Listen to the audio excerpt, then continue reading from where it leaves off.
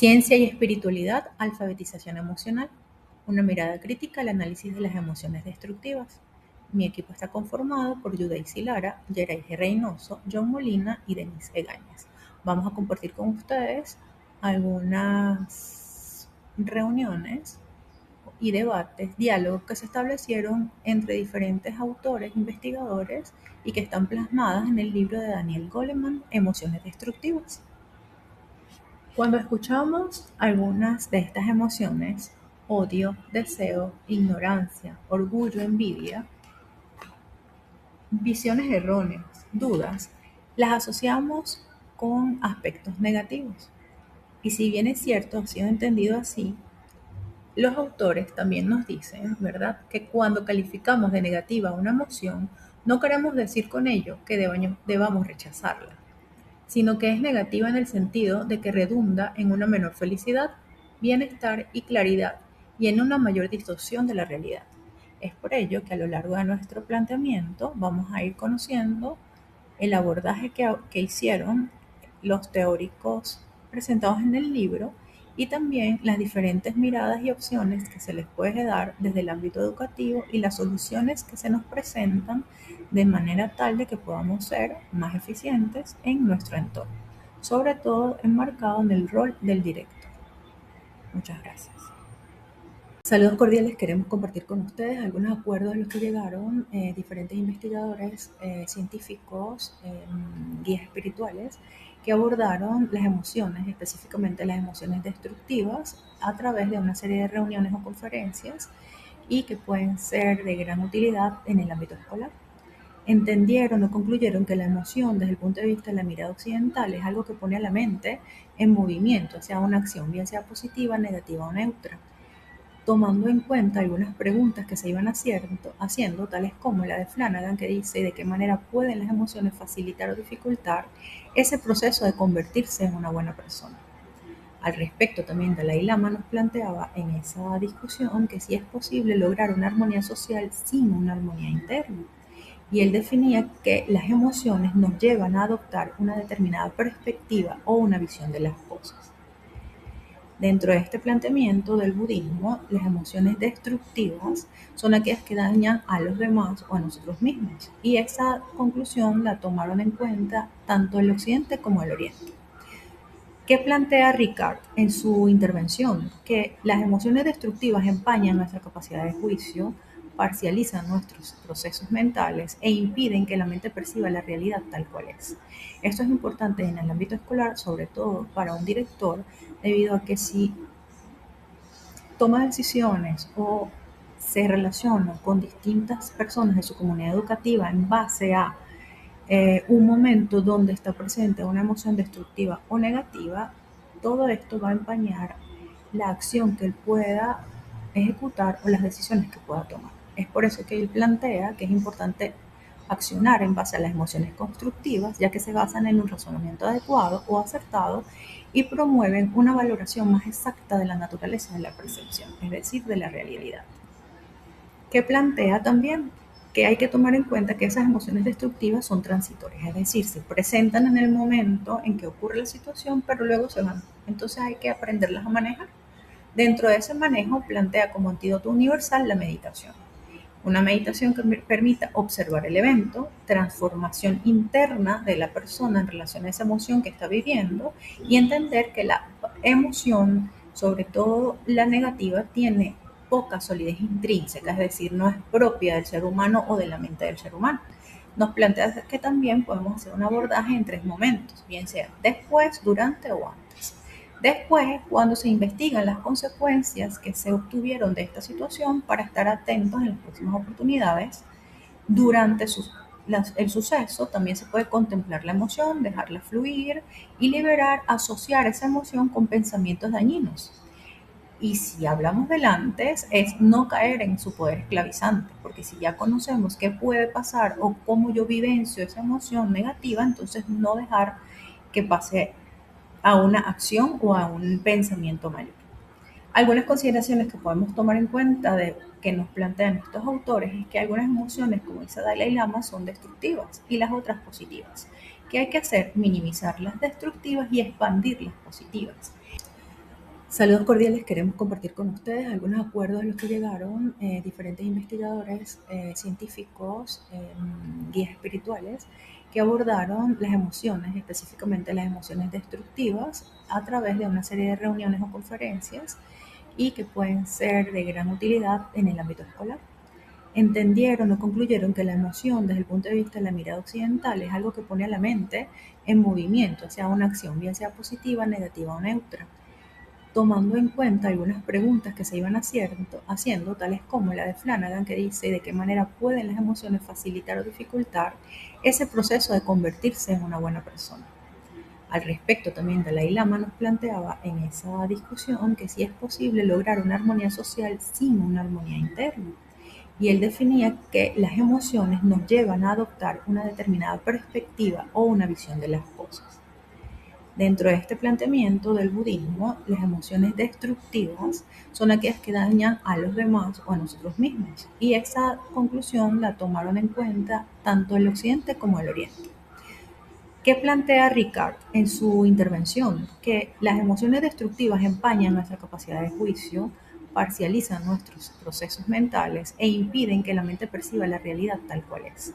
Esto es importante en el ámbito escolar, sobre todo para un director, debido a que si toma decisiones o se relaciona con distintas personas de su comunidad educativa en base a un momento donde está presente una emoción destructiva o negativa, todo esto va a empañar la acción que él pueda ejecutar o las decisiones que pueda tomar. Es por eso que él plantea que es importante accionar en base a las emociones constructivas, ya que se basan en un razonamiento adecuado o acertado y promueven una valoración más exacta de la naturaleza de la percepción, es decir, de la realidad.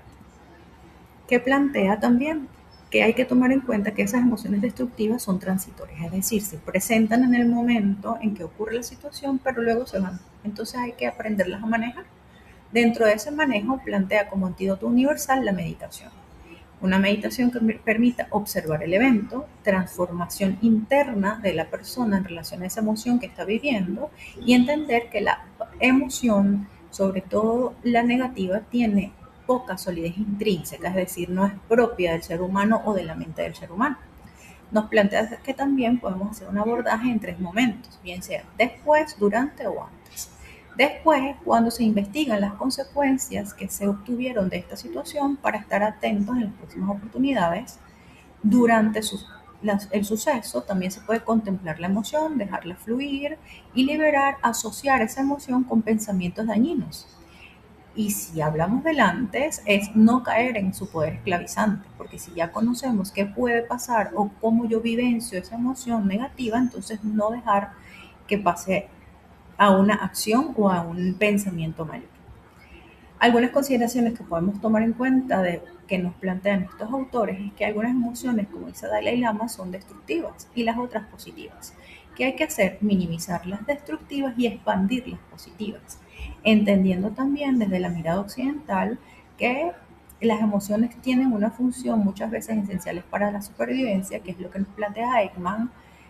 A la par, Varela nos dice que hay que entender que la naturaleza del mundo es múltiple, tiene muchos factores y posibilidades y debemos tomarlos en cuenta, así como la maleabilidad y la plasticidad, ya que hay muchas técnicas que podemos aprender y compartir para resolver situaciones donde esté inmersa esa emoción destructiva. De allí que el directivo necesita conocer que su verdad está en diálogo constante con la verdad del otro y no solo con la parte cognitiva, sino también con la de las emociones. De allí que es importante entonces tomar en cuenta estas consideraciones y las vamos a ir desarrollando a medida que cada uno de los compañeros va planteando algunos aspectos abordados en las diferentes discusiones que se llevaron a cabo.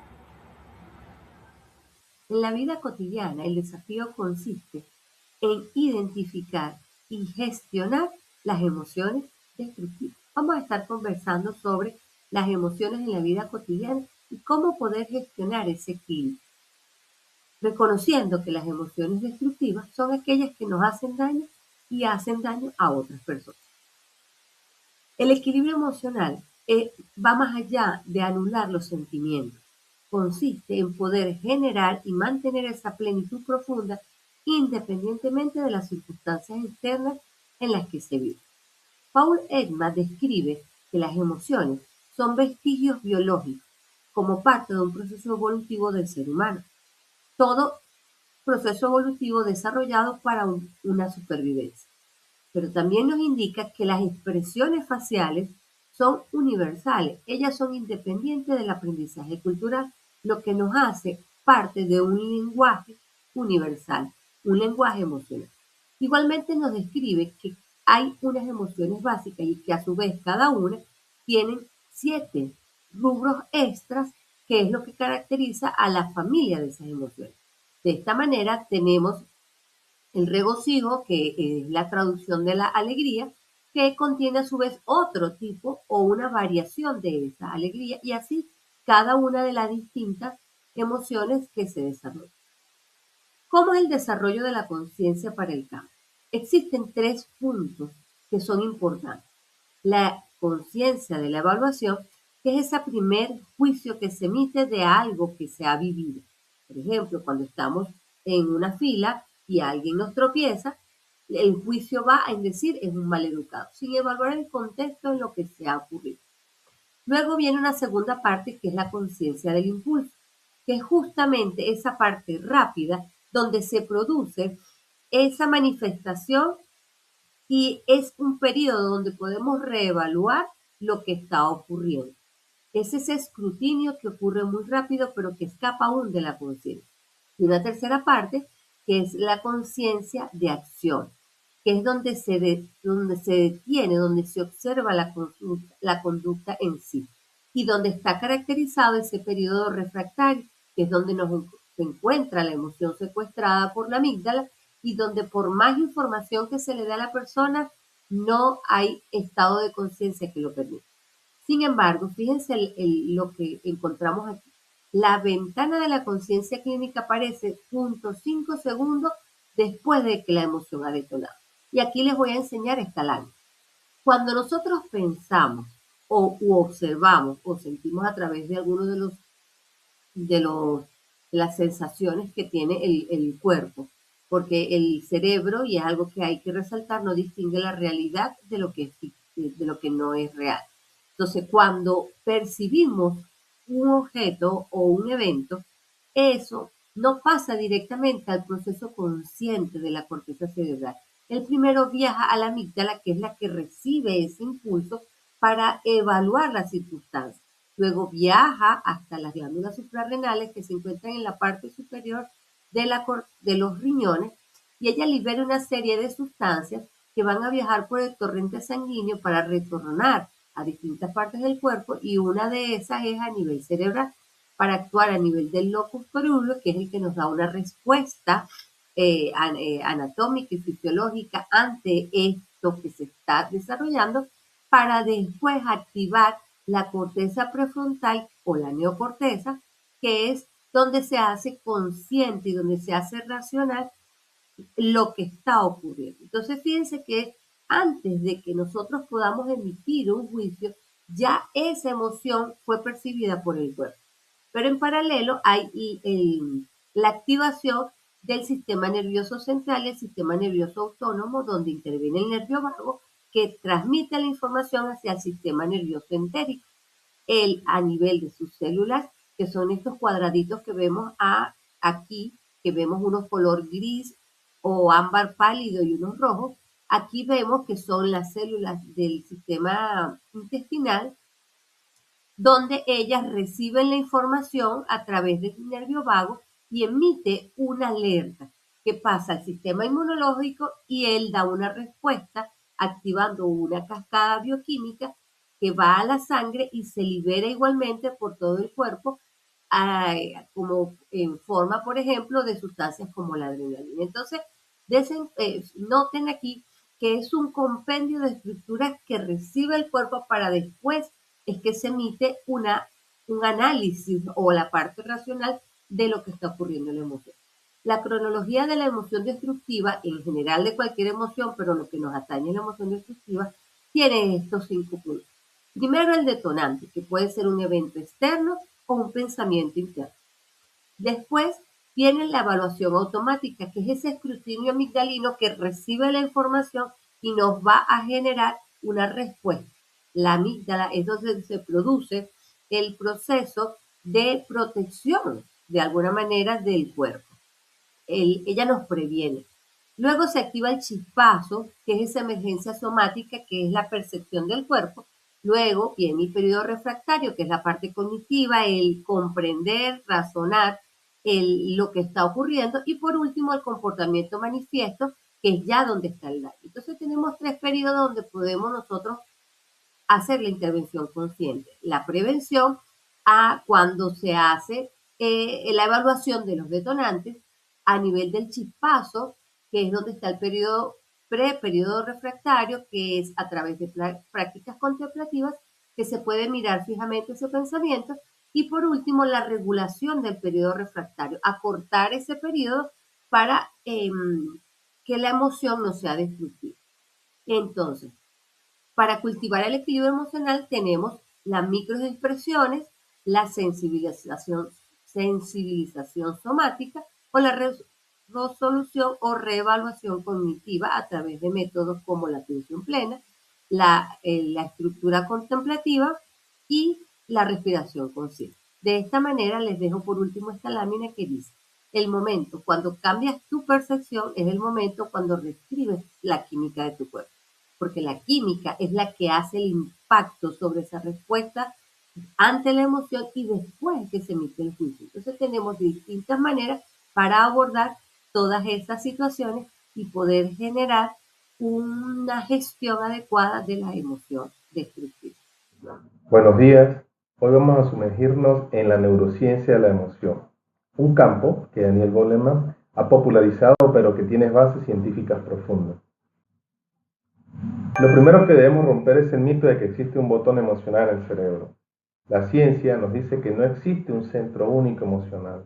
En su lugar hablamos de una red neuronal interactiva y una red descentralizada. Esto significa que lo que sentimos es el resultado de muchas áreas trabajando en equipo. A este fenómeno llamamos fusión cognitiva. La idea de que pensar y sentir no son procesos separados, sino que están íntimamente fusionados en nuestra biología. Para comprender estos fenómenos es importante conocer los llamados arquitectos de la emoción, como es la amígdala, el lóbulo frontal y el hipocampo.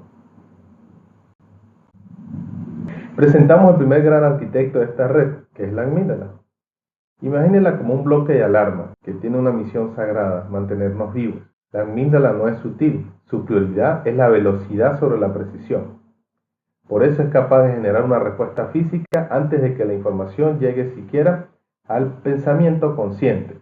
Es la razón por la que saltamos ante una sombra antes de darnos cuenta que solo es un abrigo colgado.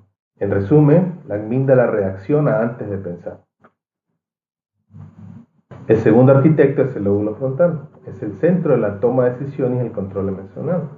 Es el freno ante una respuesta instintiva, es decir, él evalúa las consecuencias a largo plazo en lugar de reacción inmediata.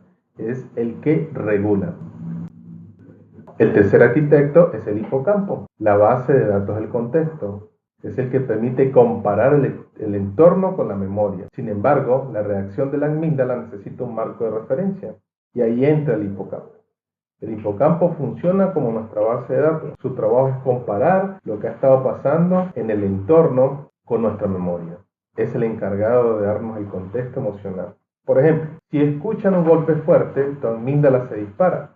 Pero si tu hipocampo reconoce que está en tu casa y que solo fue una puerta cerrada por el viento o por cualquier otra circunstancia, envía una señal de seguridad para desactivarla. Él nos dice si estamos realmente a salvo o no. Por lo tanto, el hipocampo se relaciona con el contexto.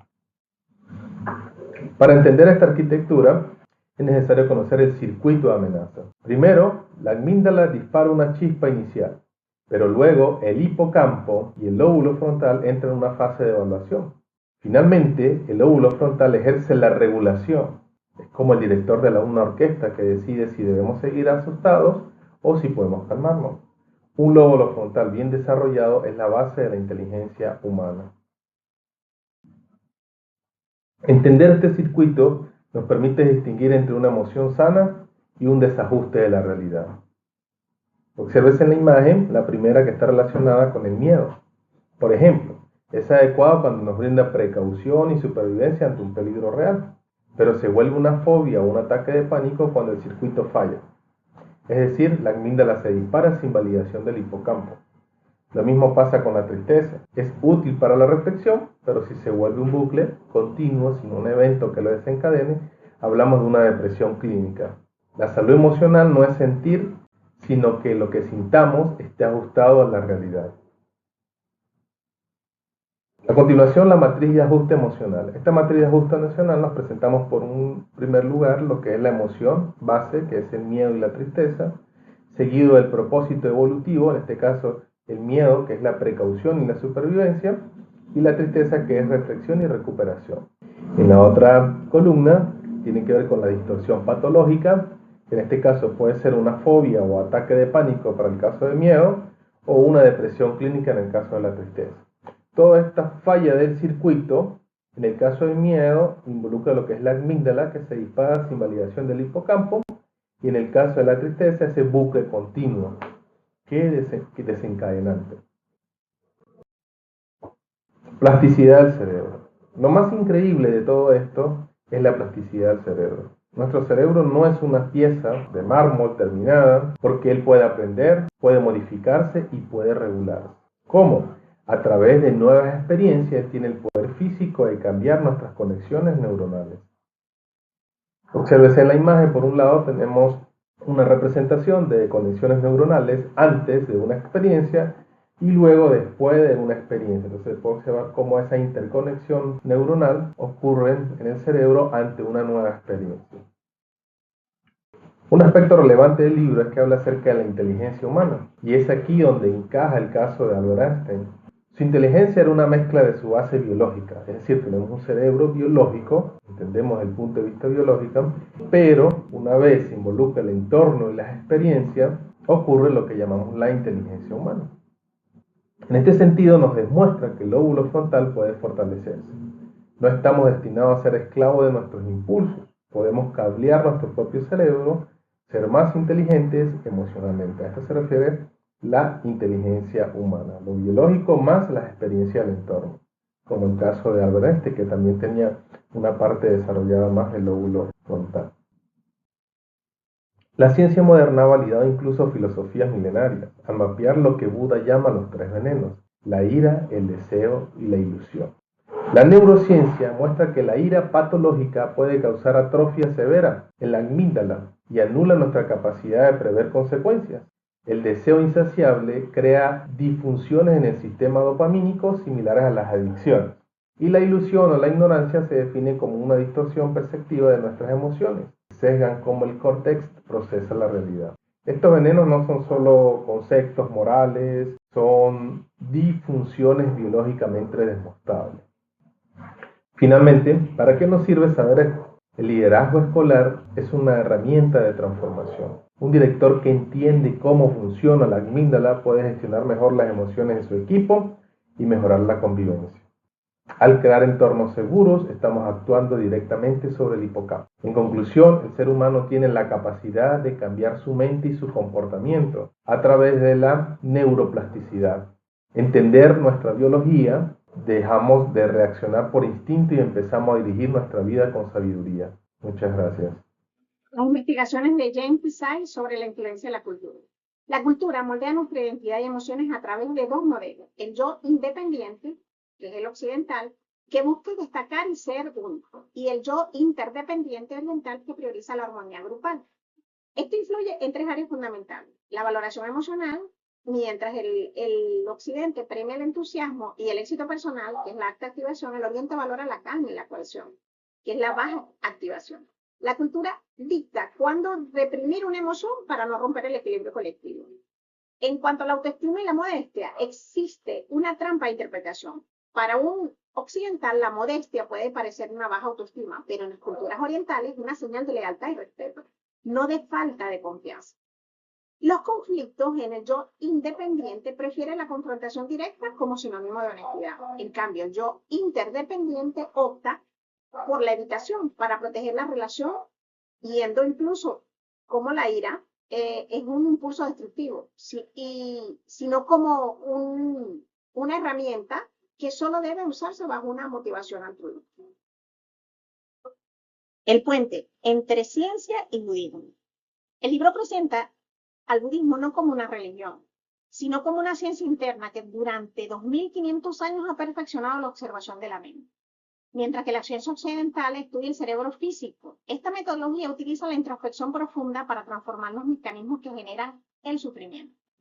De esta unión nace la propuesta de la alfabetización emocional para las escuelas, que se basa en 3 pilares. Dominar el periodo refractario, que es identificar ese instante crítico donde una emoción nos secuestra para frenar la respuesta impulsiva antes que sea tarde. El discernimiento emocional, que es aprender a distinguir entre emociones constructivas y lo que nos da bienestar y destructivas, los que nublan nuestro juicio. En cuanto a la empatía cognitiva, ir más allá de sentir el dolor ajeno, desarrollando la capacidad de comprender la perspectiva del otro para mejorar la convivencia. Esta educación busca que la gestión emocional sea una habilidad tan fundamental y rigurosa como cualquier otra disciplina matemática.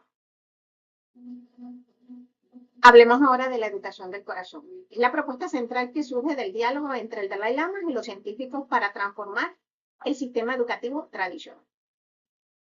No se trata de una instrucción académica, sino un entrenamiento sistémico en la compasión y la ética universal. Sus pilares fundamentales son: más allá del intelecto, Goleman sostenía que el éxito en la vida no solo depende del coeficiente intelectual, sino de las cualidades humanas. La educación del corazón busca equilibrar el desarrollo de la mente con el del carácter, el cultivo de la empatía. Se basa en la premisa de que la compasión no es solo un sentimiento religioso, sino una habilidad biológica que puede fortalecerse. Al enseñar a los niños a sintonizar con los sentimientos ajenos, se reducen naturalmente conductas como el acoso escolar, la exclusión.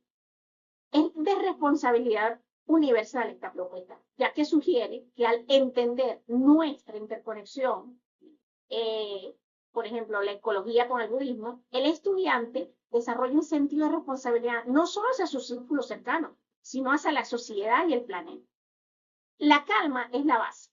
Un corazón educado es aquel que posee las herramientas para gestionar emociones destructivas, mediante técnicas de atención plena. Los estudiantes aprenden a crear un espacio de calma que les permite responder con sabiduría en lugar de reaccionar con ira. En esencia, la educación del corazón propone que la bondad es una forma de inteligencia que debe ser cultivada con la misma rigurosidad que las matemáticas o las ciencias.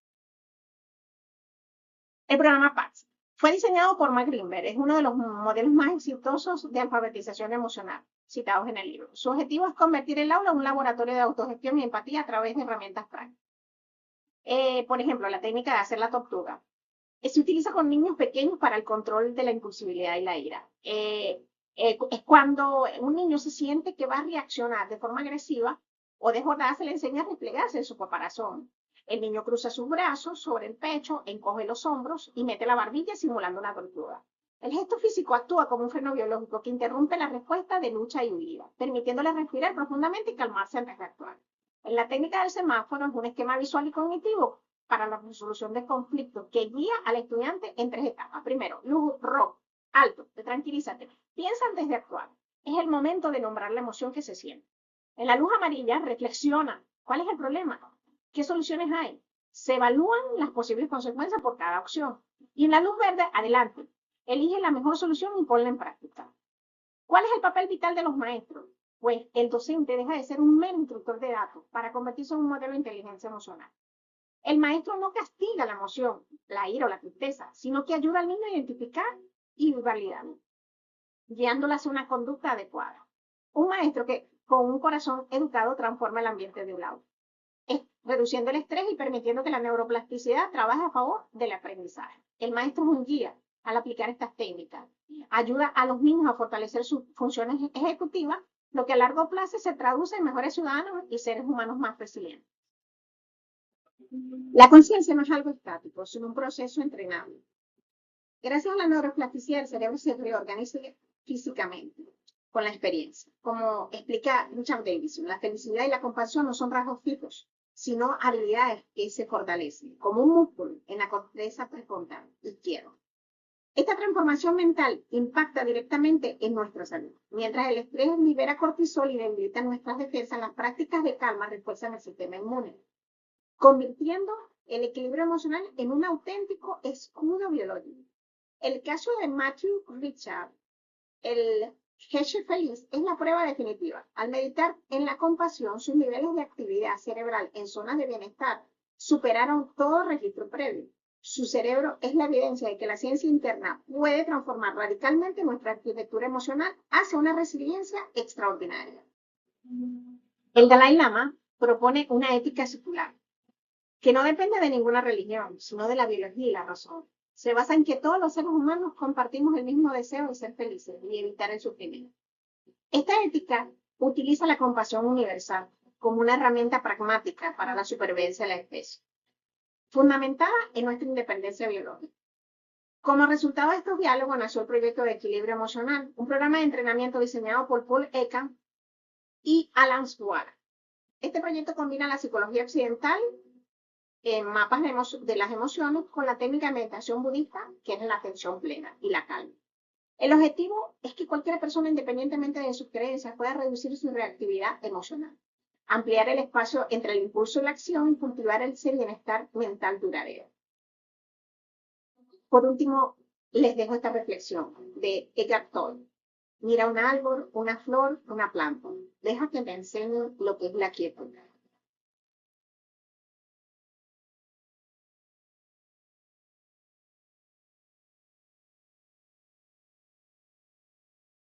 Oye, ¿y si te digo que la solución para manejar esos momentos de frustración total está escondida en una simple historia sobre una tortuga?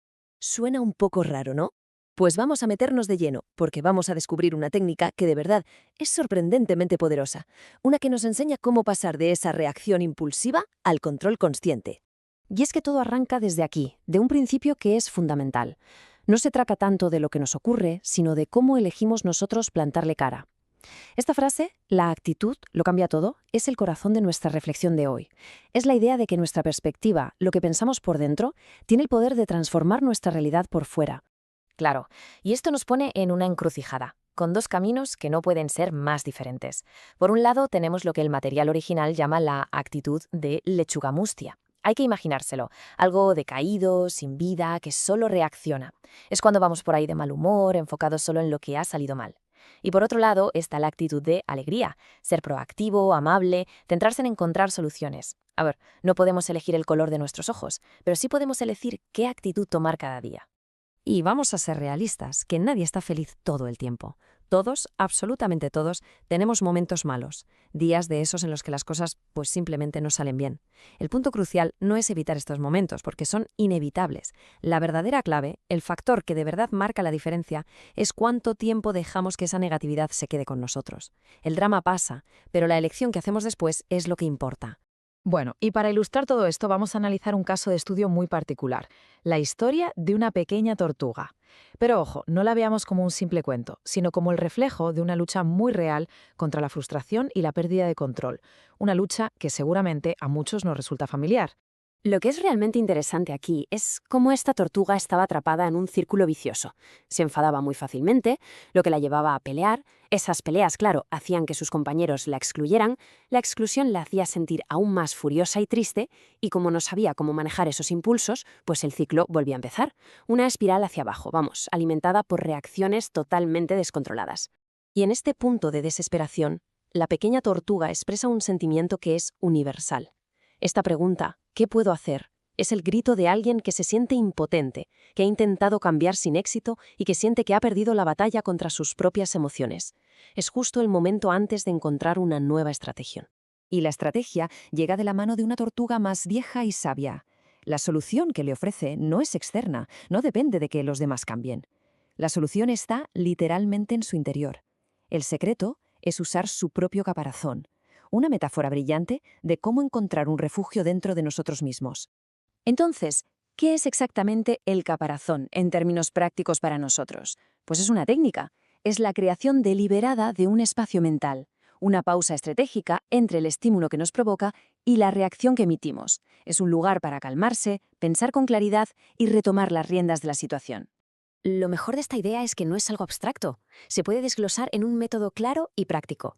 Vamos a ver ahora cómo esta sabiduría se convierte en una técnica de autorregulación que cualquiera puede aplicar, paso a paso. La técnica consta de 3 pasos muy sencillos. Primero, alto. Es una orden directa a nuestro cerebro impulsivo para que se detenga en seco. Segundo, respira. Con una o varias respiraciones profundas le enviamos una señal al cuerpo para que baje el nivel de alerta y se calme. Y tercero, piensa. Una vez que la tormenta emocional ha bajado, podemos preguntarnos con más claridad: a ver, ¿cuál es el verdadero problema aquí? Y esto ilustra de manera brillante cómo funciona en la práctica. Hay un detonante, algo que nos molesta. Inmediatamente sigue la reacción física, el corazón se acelera, sentimos el calor del enojo. Aquí es donde entra la pausa activa, recordamos la técnica y nos metemos al caparazón. Aplicamos los 3 pasos y el resultado es que salimos de ese espacio mental con la calma y el control recuperados, listos para responder, en lugar de reaccionar. Y esto no es magia, ¿eh?